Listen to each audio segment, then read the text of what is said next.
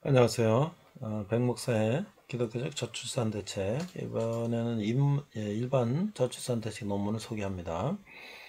전문학회 세션 한국가족사회복지학회 인구정책에서 가족정책으로 서울여대 정재훈 교수님의 논문입니다. 저출산 대응의 새로운 출발, 인구정책에서 가족정책으로의 전환. 정재훈 서울여자대학교 사회복지학과 교수. 자, 연구 목적 및 배경. 본 연구는 저출생 대응에서 관찰할 수 있는 인구 정책의 한계를 분석하고 대안으로서 가족 정책의 지향점과 정책 체계 구축을 제안함이 있다. 한국 사회는 1980년대에 저출산 시대에 이미 접어들었다. 그러나 출생아 수를 고려할 때 저출생 현상이 나타나지는 않았다. 그러나 2016년 이후 출생아 수가 40만 명대 이하에서 급기야 30만 명대 이하로 떨어지는 본격적인 저출생 시대를 맞이하고 있다. 2022년 합계 출산율이 0.78, 출생아 수 25만 명 이하가 공식 발표되면서 인구 위기 대응에 대한 목소리가 높아지는 상황이다. 그렇다면 이런 인구 위기 상황은 왜 나오게 되는가? 산하 제한 정책을 수단으로 하여 출산율 감소와 인구 규모 축소를 목표로 했던 과거 인구 정책의 경로를 그대로 답습하고 있기 때문이다. 인구는 개인의 집합이다. 최소 2사람 이상의 결정으로서 이 세대가 태어나면서 개인 하나하나가 모인 인구를 구성한다. 개인의 결정이 인구 형성의 출발인 셈이다. 국가 주도 강력한 경제 성장 정책이 유효했던 산업화 시대에는 아이를 낳고자 하는 개인의 결정에 국가가 영향을 미치는 구도가 존재하였다. 그 구도의 결과가 성공적인 출산율 저하이다. 이 물음표를 한 건 아주 역설적으로 지나치게 성공을 해서 이제는 오히려 더 부담이 됐다는 거죠. 1990년대 중반 이후 인구의 양적 규모 관리에서 질적 구성 관리로 전환을 선언한 인구정책 이후에도 국가가 자원을 대량으로 투입하여 개인의 결정에 영향을 미침으로써 인구 규모를 결정할 수 있다는 이른바 투입, 인풋에서 산출, 아웃풋 구도는 변하지 않았다. 2006년 이후 시행한 저출산 고령사회 기본계획법에서 저출산 예산 확대에 따른 정책 목표로서 OECD 회원국 수준의 합계 출산율 2020년까지 합계 출산율의 1.5 달성 등을 내세우면서 국가가 자원을 투입하면 국민이 호응할 것이다 라는 투입 때 산출식 인구정책 기조를 유지하였다. 물론 정책을 국가가 국민의 세금으로 조달한 예산을 바탕으로 시행된다. 따라서 정책의 효과는 측정 가능할 필요가 있다.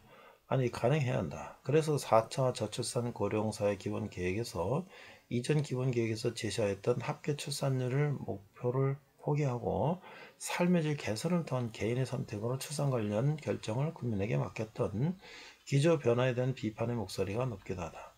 당연한 비판이다. 그러나 아이를 낳고 키우는 결정과 과정은 매우 복잡한 과정이다. 부모 당사자에게는 인생의 경로가 걸린 결정이다. 노인 빈곤 문제를 해결하거나 청년 취업을 제고를 위하여 자원을 투입하면 자원의 투입량에 비례하여 효과가 날 수 있다. 그러나 자녀 출산 그리고 자녀 출산 이전에 한국 사회에서 필수적인 전제 조건인 결혼을 결심하는 과정이나 동기는 정책 한두 개로 영향을 줄 수 있는 영역이 아니다. 그럼에도 불구하고 지금까지 인구 정책은 국가가 자원을 투입하면 꼭 출산의 필요 조건으로서 비용을 지원하면 산출로서 합계 출산율이 높아질 것이라는 투입 산출식 인구 정책의 흐름을 유지했다. 그리고 이러한 흐름이 오늘날 초저출산, 초저출생 현상으로 이어지고 있다. 그렇다면 저출산 대응의 기조를 이뤘던 투입 산출식 인구 정책의 한계가 무엇인지 분석하고 대안을 모색할 필요가 있다. 이런 맥락에서 다음 같은 문제 제기를 할 수 있다. 첫째, 투입 산출식 인구 정책으로서 대응할 수 없는 인구의 어떤 흐름이 있는가? 자원을 투입하여 산출을 기대할 수 있는 인구의 개념에는 무엇이 있으며 그렇지 않은 인구의 개념은 무엇인가? 둘째, 투입 산출식 인구 정책의 흐름은 어떠했는가? 지난 20년간의 저출산 대응이 합계 출산율 유지 내지 상승과 적정 출생아 수 유지라는 정책 효과로 이어지지 못한 이유는 무엇인가? 셋째, 투입 산출식 인구 정책이 현재의 초저출생 흐름이 반전의 효과가 없다고 한다면 어떤 대안을 모아서 갈 수 있는가? 본 연구에서는 그 대안으로서 가족관계를 새롭게 구성하는 가족정책의 가능성을 고찰해 보고자 한다. 자, 두 번째는요. 인구정책의 대상으로서 인구의 개념인데 인구의 개념을 어떻게 규정하느냐에 따라 인구정책의 대상과 영향이 달라질 수 있다. 먼저 개인 사람의 집합으로서 인구, 즉 사람으로서 인구를 생각해 볼 수 있다. 출생과 사망, 그리고 이동에 따른 사람 수의 변화에 영향을 주고 관리하는 정책으로서 인구정책이다. 이러한 의미에서 인구정책은 통계적 인구, 경제적 인구, 정치적 인구를 대상으로 한다. 그러나 양적 차원에서 통계적 인구, 경제 인구, 정치적 인구의 규모와 구조의 변화를 줄 수 있는 인구정책의 범위를 벗어나는 사회적 인구도 있다. 첫 번째, 통계적 인구. 인구를 이야기할 때 다양한 개념이 나온다. 총인구, 생산 가능 인구, 핵심 근로인구, 노인인구, 유소년 인구 등이다. 이런 개념은 모두 통계적 인구, statistics, in prospect, 이게 개념에 따른 인구 변화의 설명이다. 통계적 인구는 한국이라는 경계가 분명한 공간에서 관청에 등록되어 있고 따라서 국가 통계적으로 파악 가능한 인구를 의미한다. 출산, 사망, 국가 간 이동의 근간 인구이기도 하다. 그리고 출생, 사망과 이동은 한 국가 영토 안에서 시작하고 끝나는 과정이다. 이 과정이 국가기관의 출생, 사망, 이주 신고로서 정식으로 등록될 때 통계적 인구 파악이 가능해진다. 두 번째는 이제 경제적 인구인데요. 저출산 고령 현상이 가져오는 결과로서 소비 절벽, 투자 부진 등 경제적 문제, 노인 인구, 부양 부담 증가 등 문제는 결국 생산 가능 인구 규모 축소에 기인한다. 이런 관점에서 보면 저출산으로 인한 총인구 규모 축소도 문제이지만 더 큰 문제는 노동력으로 활용 가능한 경제활동 인구 규모 축소가 문제가 된다. 이런 의미에서 인구 문제는 경제적 인구 문제이다. 경제적 인구 규모가 줄어들기 때문에 인구 부양 부담이 늘어나고 이에 따라 경제 활력이 떨어지고 경제 성장이 멈추게 된다는 논리다. 경제 인구는 통계적으로 규정하는 생산 가능 인구로서 15-64세 인구를 모수로 한다. 그러면서도 경제적 인구의 질적 규모는 전통적으로 경제활동 참가율이 낮은 여성이나 장년의 경제활동 참여 여부에 따라 달라질 수가 있다. 또한 생산 가능 인구 개념은 노인 연령 상한 조정을 통해서 확장 가능하다. 기존의 생산 가능 인구는 65세 이상 노인의 은퇴를 전제하는 개념이다. 그러나 노인 연령을 67, 69, 71세로 상향 조정함으로써 생산 가능 인구의 양적 규모가 달라질 수가 있다. 세 번째는 이제 정치적 인구인데요. 플라톤은 도시국가 유지 발전을 위해 필요한 적정 인구 규모를 5,040명으로 규정했다. 그런데 이 숫자는 성인 남성 시민권자만을 의미하는 것이다. 자유민이지만 여성과 아동은 제외하였고 노예는 당연히 고려하지 않은 숫자이다. 실제 여성, 아동, 노예를 함께 고려한다면 도시국가 하나의 이상적 인구 규모는 6에서 8만 명 수준이었다.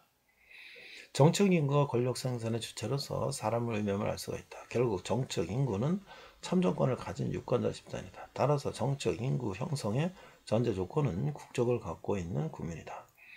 국민을 기반으로 하여 정치적 인구가 만들어진다.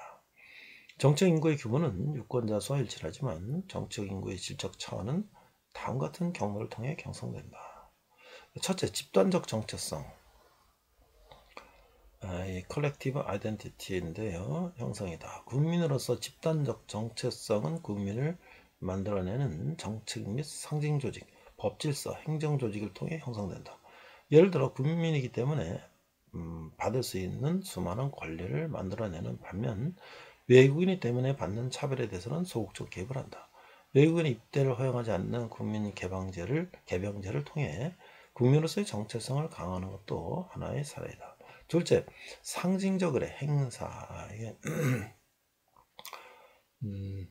공동의 축제를 통해서 하나된 국민임을 강조한다. 국가 공공기관 행사에서 애국가제창과 국회에 대한 경례를 의무한 것을 볼 수 있다. 올림픽이나 축구 월드컵 등 국가 대항전에서의 승리를 대대적으로 부각시키는 것 역시 정책 개념으로서 하나된 인구를 강조하는 결과를 가져온다. 셋째, 교육과정과 대중매체를 통한 국민의식 강화가 있다. 학교 교육을 통해 단일민족으로서 자긍심, 중앙집권적 통일국가의 오랜 전통, 다른 나라보다 뛰어나고 수려한 국토 조건에서의 삶, 전리반도 활용 강산을 배분해온다. 대중매체는 개인적 성취를 국민의 우선 자질에 기초한 결과로 과장함으로써 국민적 자긍심을 고취한다. 유럽 프로축구 리그나 미국 야구 메이저리그에서 선수 개인의 성공을 마치 한국인 전체의 성공처럼 과장하는 경우를 자주 본다. 네 번째는 이제 사회적 인구인데요. 통계적 인구, 경제적 인구, 정치적 인구는 양적 규모를 측정 가능한 인구이다. 통계적 인구는 전체 인구를 모집단을 한다. 경제적 인구는 해당 사회에서 연령을 기준으로 규정한 생산 가능 인구를 모수로 한다. 정치적 인구의 모집단은 유권자이다. 그러나 사회적 인구는 관찰 가능한 모집단을 갖고 있지 않다. 사회적 인구는 사회적 자본을 기반으로 형성되기 때문이다. 사회적 자본은 사회와 관계를 맺고 소통할 수 있는 개인의 능력을 의미한다. 개인의 능력과 능력 사이에서 사회적 네트워크와 연대, 신뢰 등이 생겨난다. 사회적 네트워크로 연결된 개인은 행위 능력을 갖게 된다. 무엇인가를 할 수 있는 능력이다. 즉 사회적 자본은 개인은 타인과 소통하고 가치를 공유하면서 행위를 함께 할 수 있는 능력을 의미한다. 개개인의 능력이 아무리 뛰어난다 하더라도 사회적 부조리에 저항을 하지 않는다면 사회적 자본의 부족을 원인으로서 볼 수 있다. 사회적 자본은 결국 개인과 사회의 상호작용을 바탕으로 형성되는 사회적 네트워크, 사회적 신뢰, 상호이익을 촉진하는 조정협력 기제가 어우러져서 만들어내는 사회적 차원의 행위 능력이라고 볼 수 있다. 지구온난화를 걱정하는 개인들이 상호작용하면서 유용무용의 사회적 네트워크를 형성하고 탄소 배출 절감을 실천하는 사회적 인구가 될 수 있다. 가부장적 가족관계를 받아들이기 어려운 개인들이 민족 가족관계라는 새로운 가치를 기반으로 하여 유용무용의 사회적 네트워크를 형성하면서 가부장적 관계에 기반한 결혼과 가족을 거부하는 사회적 인구를 형성할 수가 있다. 전자의 경우에는 상대적 규모를 고려할 때 인구보다는 집단으로 표현하는 방식이 적합할 수 있다. 그러나 후자의 경우는 세대나 코호트를 아우르는 규모로 출현할 수 있다. 가정 양립을 못한다면 결혼이나 임신, 출산을 거부하는 사람들, 어떤 이유에서든지 결혼을 굳이 할 필요가 없다고 생각하는 사람들, 독박육아와 경력단절을 더 이상 운명으로 받아들이지 않는 여성들, 가장이라는 명칭 자체가 부담스러운 남성들이 다양한 사회적 인구를 형성하는 주체들이다. 다양하면 새로운 사회적 인구가 대규모로 형성되어 왔다. 그러나 지금까지 한국 사회 인구 정책적 대응은 출산율 제고에 접점을 맞춘 통계적 인구, 15에서 64세라는 연령의 틀에 갇힌 경제 인구, 국민만을 환대하는 정책 인구 틀에서 벗어나지 못하고 있다. 왜 그럴까? 지난 60년간 인구 정책의 흐름에서 그 답을 찾을 수가 있다. 세 번째는 인구 정책의 흐름인데요. 1960년대 이후 산업화 시대를 거치면서 한국의 인구 정책은 개발도상국의 모범사례가 됐다. 산화 제한, 출산율 억제 등 영역에서 그렇다. 1970년 4.53였던 합계 출산율이 불과 10년 뒤인 1984년 1.74로 내려갔다. 이후 한국은 한 번도 대체 출산율을 2.1에 접근한 적이 없는 국가이다. 가족계획 사업으로 대변되는 인구정책의 성공적 결과이다. 인구 규모를 줄이기 위한 국가의 시도에서 그러나 출산 주체로서 여성은 주체가 아닌 계획체 대접을 받았다. 정책 용어로 표현할 때 여성의 대상화이다. 남성에 비해 부작용이 많을 수밖에 없는 여성의 몸을 대상으로 하는 각종 피임 사업이 국가의 자원으로 이루어졌다. 간단한 정관수술보다 복잡한 자궁내 장치, 난간수술 사업 규모가 압도적으로 컸다. 먹는 피임약을 대대적으로 보급하는 과정에서 부작용으로 인한 여성의 건강은 그리 주목을 받는 주제가 아니었다. 그런데 태어나는 아이의 수를 줄이기 위한 인구정책적 개입은 넘어서는 안 된 선도 아주 가볍게 넘었다. 1953년 시행 때부터 형법이 불법으로 규정하고 처벌했던 낙태를 국가가 앞장서서 지원하였다. 1960년대와 비교할 때 1970년대는 형법상 불법인 인공임신 중절 관련 사회적 인식의 흐름이 반대해서 찬성으로 넘어가는 경향을 보였다. 이를 1973년 모자보건법이 도입됨으로써 인공유산이 합법화됨에서 원인을 찾을 수 있다. 모자보건법 제정 목표가 인공임신 중절 불법화가 아니라 형법에 처벌 규정만 있는 사항을 변화시키는 데 있었던 것이다. 모든 종류의 인공임신 중절이 어떤 이해 규정도 없이 불법화되는 상황에서 합법화의 길을 열어놓음으로써 결과적으로 인공임신 중절에 대한 부정적 인식을 불식시키는 의도가 모자보건법 제정이 있었다. 모자보건법에서는 유전학적, 형법적, 의료적 이유 등으로 인공임신 중절 사유를 제한하고 있지만 아래 인용문에서 보듯이 원치 않는 임신을 했다면 인공임신 중절할 수 있는 길이 모자보건법 제정을 통해서 열리게 된 것이다. 가족계획 사업을 활성화하기 위하여 모자보건법 1913년이 제정되었고 공포됨으로써 특히 인공임신 중절의 허용 범위가 넓어졌고 확대기 1965, 90, 1981년에 추진된 우리나라 가족계획 사업의 각종 시책이 실효를 거두어 가족계획 실천율은 상승하고 그 결과 출산율은 저하하게 되었다. 그러나 이런 시책이 성공할 수 있는 배경이 있는 사회 경제적 여건을 무시할 수 없으며 불원 임신을 성공적으로 중절하는 소위 인공 임신 중절 요소를 간과할 수가 없다. 이게 한국보건소연구원에서 1991년에 발표한 자료예요. 실제 모자보건법 제정 이후 인공 임실 중절이 급격히 확대됐을 뿐 아니라 전국 출산력 조사 대상 집단 여성 중 70% 가까운 비율로 인공 임신 중절이 합법이라는 인식을 보인다는 결과가 나오기도 하였다. 이 가족계획연구원 1914년 자료인데요. 모자보건법 제정은 이른바 MR Majoration Regulation 사업, 월경조정술 사업으로 이어졌다. 당시 가족계획연구원 사업 실적 보고에 따르면 1914년에 시작하여 1989년까지 약 115만 건 실적이었다. 임신 초기 낙태를 보건소에서 해주던 사업이다. 사업 시행 기간 동안 연평균 7만 건 수준이다. 사업이 본격화된 1983년 한 해에만 16만 건 정도가까지 실적이 올라간다. 그 결과 1970년대 연간 80에서 100만 수준이었던 출생아 수가 1980년대 60만 명대 초반 수준까지 떨어졌다. 국가가 앞장서 지원한 낙태 시설의 결과는 낙태에 대한 사회 규범에 많은 영향을 주었다. 1980년대 초음파 검사법이 도입되면서 성행한 여아 낙태가 그 결과이다. 낙태 시술은 어쩔 수 없는 선택일 뿐 죄의식을 갖기 어려웠다. 아이를 낳았을 경우 감당해야 할 결과를 혼자 책임져야 하는 상황에서 여성들은 낙태라는 선택을 할 수밖에 없었다. 82년생 김지영은 이러한 차원에서 한국 사회의 약점을 건드린 작품이기도 하다. 80년대 태어난 여성을 생존자라고 부르기도 하는 여기도 하다. 이게 이제 연도별 피임 보급 실적에 따른 총출생 방지수네요. 그래서 장음의 장치라든지 정관술에 난간수술, 월경 조정술, 콘돔, 먹는 피임약 등등 해서 상당히 많은 수의 이제 피임을 했다는 거죠. 파악할 수 있었던 인공유산비를 토대로 볼 때 어떤 경우에는 태어난 아이와 낙태한 아이 수가 엇비슷하게 추정할 수 있을 정도 강력한 인구정책을 한국 사회는 펼쳐나갔다. 그 성경의 지나침에 대한 우려가 나오면서 이른바 신인구 정책을 1990년대 중반 내놓았지만 이미 때는 늦었다. 방향만 낙태를 해서라도 낳지 말아라 해서 제발 낳아라는 출산 장려 정책으로 바뀌었을 뿐 출산 주체로서 여성의 삶을 존중함으로써 성평등한 가족관계에서 당사자의 자연스러운 결정으로 아이를 낳도록 하는 변화는 일어나지 않았다.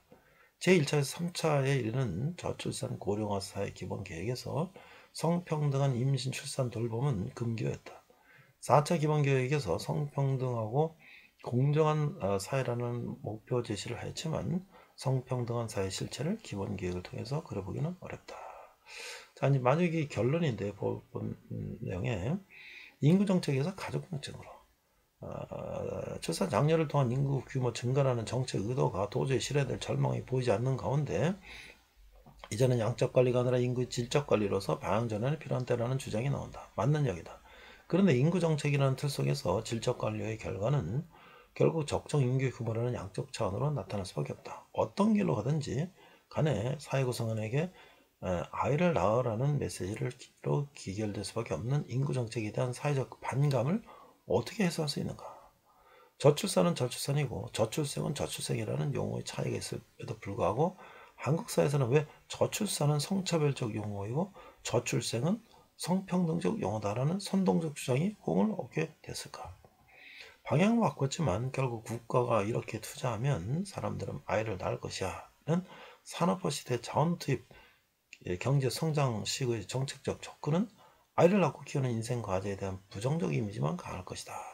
정부야 네가 아무리 낳아대봐라 내가 결혼하나 고양이랑 살지 라는 여성운동의 문제 제기를 일부 전투적 페미니스트들의 선동적 주장으로만 이해한다면 사회적 공감대를 형성할 수 있는 저출산, 저출생 대응을 하기는 어렵다.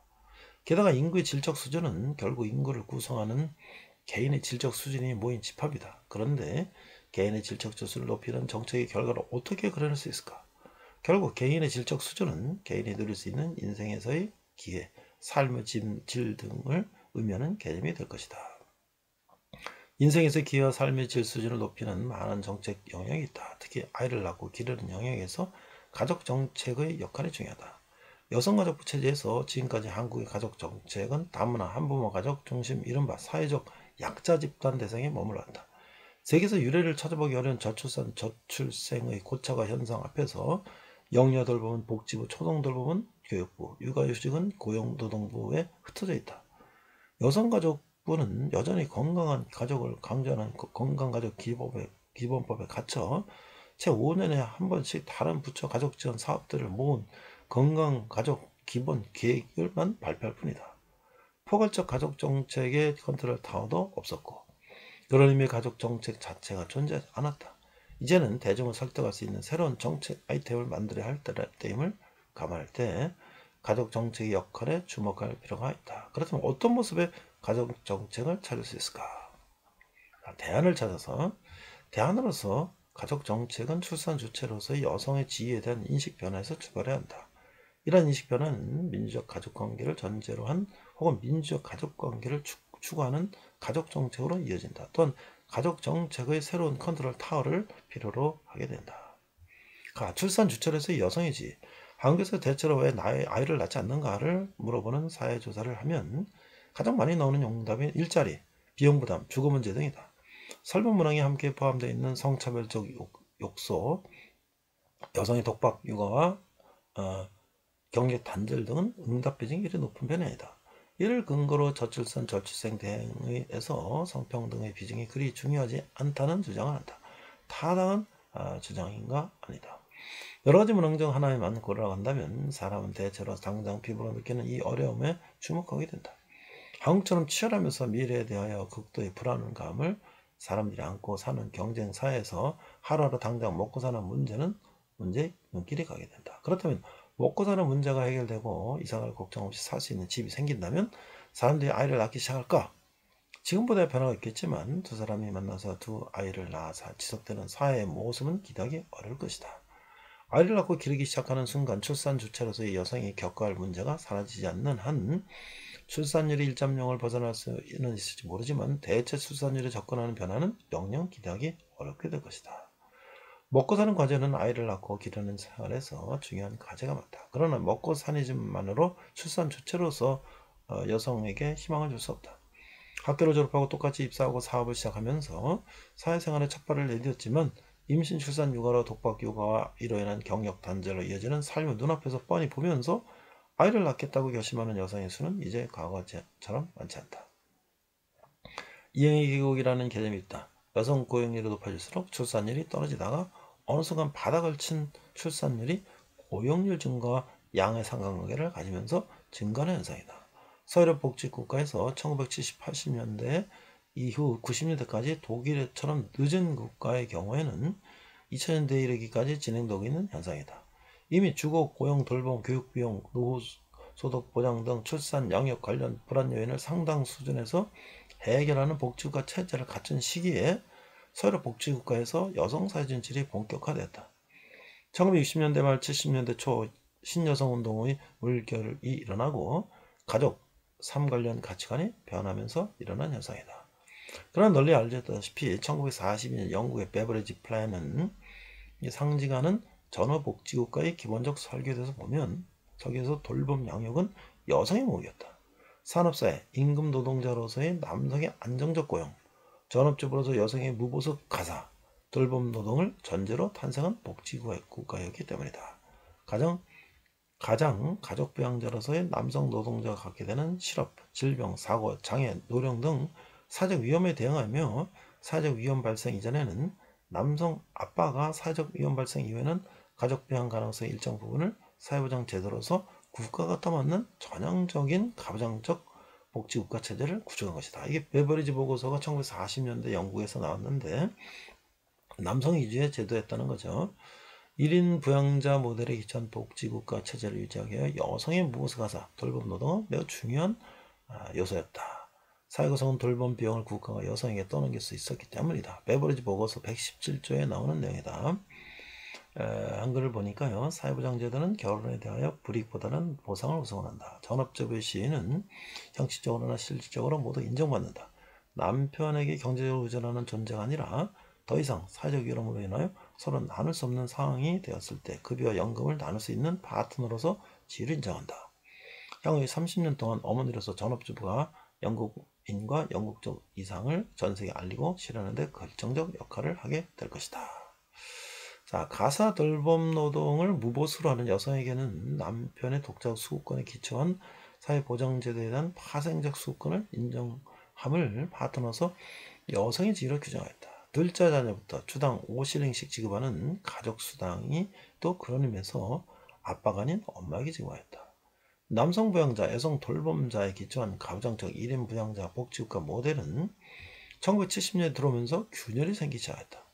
여성 고용률 증가가 보여주는 여성 사회 참여 확대가 일어났기 때문이다. 그러나 여성의 무보수 돌봄 노동을 전제로 설계하고 발전한 복지국가 체제에는 일이냐 돌봄이냐는 기로에서 여성이 둘 다 선택할 수 있는 기회를 제공하는 사회적 돌봄 체계를 소홀히 했다.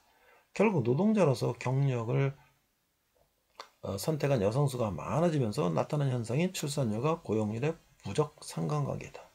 여성 고용률이 높아질수록 출산율이 줄어들기 시작했다. 여성 사회 진출하는 혁명적 변화에 사회적 돌봄 체계 구축과 성평등한 돌봄을 가능케 하는 변화로서 대응한 국가에서는 밑바닥을 쳤던 출산율이 다시 올라가는 현상이 나타났다. 고용률은 꾸준히 증가하고 있는데 출산율이 내려왔다가 다시 올라가는 현상이다. U자형 곡선으로 나타나는 이 모양새가 마치 계곡의 밑바닥을 내려갔다가 다시 올라오는 형태를 보여주기 때문에 이 행의 계곡, 이 벨리라는 표현을 사용한다. 비교적 먹고 살만한 상황이었지만 여성 사회 진출한 혁명적 변화에 불완전하게 대응하는 정도에 따라 여러 복지국가들에서 출산율 차이가 나타나는 경향이 있다. 일자리와 주거보장, 돌봄, 교육비용 분담을 위한 사회보장 제도는 당연히 필요하다.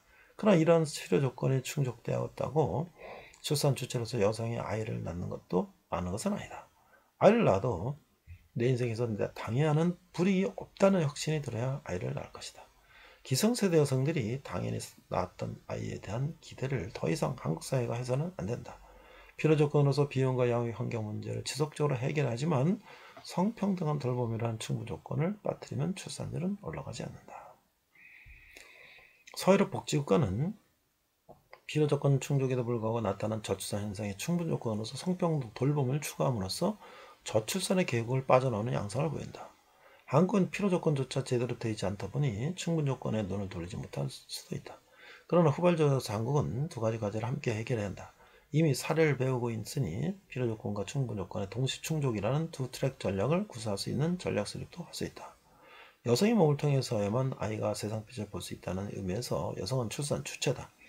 출산 주체의 마음을 돌리게 하고 실제로 아빠와 엄마가 함께 아이를 키울 수 있다는 확신을 주지 못하는 한 한국 사회에서 아이 울음소리는 점점 더 사라지게 될 것이다. 한국 사회에서 이행의 계곡을 찾아보기 어렵다. 여성 고용률이 증가할수록 출산율은 지속적으로 감소하는 이행의 늪이 있을 뿐이다. 경력을 선택한 여성들을 국가 사회가 방치하는 행태에 대한 여성의 현명한 선택이 있기 때문이다. 함께 키우지 않으면 못 낳겠다는 여성의 목소리에 대해 더욱 귀를 기울일 때다. 민주적 가족관계. 앤서니 기든스는 가족관계 민주화를 제안했다. 전통적 복지국가에서 전재혼 성별 역할 분리 규범, 남성은 가장이고 주소득자고 여성은 전업주부고 보완적 소득자이 지속된다면 복지국가 개혁은 불가능하다고 본 것이다. 가족은 사회의 가장 기본적 단위인데 기본 단위로서 가족이 변하지 않는 한 사회도 변할 수 없을 것으로 보았기 때문이다. 공적 영역에서 실천하고 있는 민주원리, 즉 평등, 개인의 권리, 폭력으로부터의 자유, 보호, 강요된 전통에 대한 거부, 타협의 정신 등을 가족관계에서 정의하여 민주적 가족을 만들어낸다는 하고 봤다. 이게 이제 민주적 가족관계인데 민주적 가족은 평등과 상호존중과 소통과 자유, 폭력으로부터의 자유, 돌봄 부담의 분담, 부결통주의를 개혁하고 다양한 삶, 가족, 포용하고 다양한 삶, 가족을 포용하고 가부장적 관계를 극복하고 독박 육아와 경력 단절을 예방해야 된다. 그래서 이제 민주적 가정 내에서 평등은 우선 부계통주의 계획에서 출발할 수 있다. 다양한 삶, 가정 형태를 포용할 수 있을 때 서로 존중하고 소통하는 민족 가족들의 모습이 나올 수 있을 것이다. 가부장적 관계 극복의 시작은 무엇보다도 가족 내 폭력이 추방해서 찾을 수 있다. 가족관계 민주화는 부모가 함께 일하고 자녀를 돌봄으로써 엄마의 독박 육아와 경력 단절이 사라지는 상태도 의미한다. 다 가족정책 체계 고점. 임신 출산 과정을 보건복지 정책 영역이다. 아이가 태어나면 복지부는 돌봄 지원을, 교육부는 교육 지원을 한다. 아이가 만 3세가 되면 부모의 선택에 따라 어떤 아이는 복지부 주관 어린이집에, 다른 아이는 교육부 주관 유치원에 간다. 가족정 이게 요거 이제 육아 이제 다 통합하는 이제 지금 뭘 하고 있죠. 이거 좀 전 얘기니까 이렇게 나와 있어요.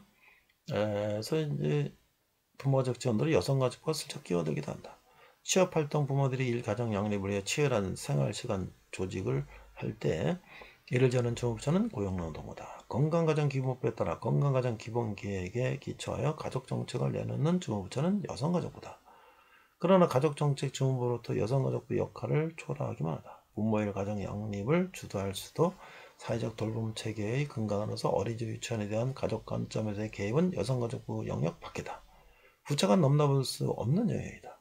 직접적으로 하든 간접적으로 하든 인구 규모 관리를 하겠다는 인구 정책의 접근이 불편하지 않다. 정책에 대한 사회적 합의를 보는 신중한 접근이 필요한 것이다. 여기에 더 나아가 인구 정책 접근의 한계를 대신할 수 있는 정책 영역 구축에 개방된 접근이 필요하다. 가족 정책 영역이다. 인구 정책 기본법이 효과를 거두려면 가족 정책 기본법이 있어야 한다. 실체가 보이지 않는 여성가족부의 가족정책 컨트롤 타워를 기능을 대신할 수 있는 조직이 필요하다.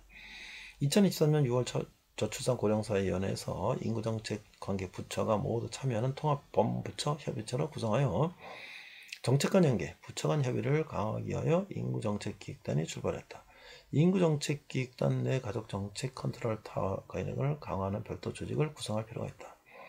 인구정책이라 쓰지만 가족정책으로 읽어야 할 내용이 많이 있다. 그 내용들을 분리하여 조직을 구성하면 인구정책기획단이 아니라 인구가족정책기획단으로 명칭 변경도 가능할 것이다. 그런 명칭 변경 하나가 낳지 말아라, 낳아라 해온 인구정책을 거부하는 대중에게 가족에 대한 관심을 갖게 할 수 있는 계기가 된다면 충분히 시대에 관한 가치가 있다. 이게 맞는 말이에요.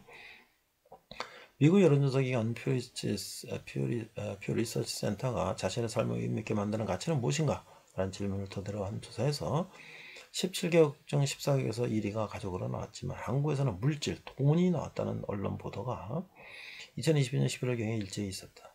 가족이 중요하지 않은 사회에서 저출산, 저출생 현상의 반전은 기대하기 어렵다. 나무, 가족도 제대로 심지 않으면서 숲, 인구를 만들겠다는 발상은 성공하기 어렵다. 실질적으로 기능하는 가족정책 컨트롤 타워를 구축하기 위한 변화를 시작할 때이다. 인구가족정책기획단은 여러 현실적 제약 속에서 작은 출발이 될 수 있다. 현재 여성가족부의 실질적인 가족정책 컨트롤 타워 기능을 강화하는 방안도 정책 타협 여부에 따라 가능하다. 여성가족부의 폐지 내지 발전적 해체에 따른 새로운 가족정책 중후부처 신설도 늘어날 수 있다. 초저출산, 저출생이 함께 나타나는 시대가 되었다. 논의를 미룰 시간이 없다. 이 것인데요. 지금 이제 2024년 지금 5월 현재 정부에서 저출생 대응 기획부라는 이제 부처를 신설하기 위해서 부총리급으로 해가지고 이제 뭐 교육이라든지 복지라든지 뭐 그런 장관들을 산하에 두고 그런 이제 부처를 신설하는 법안을 이제 국회에다가 이제 얘기를 하고 있는데요.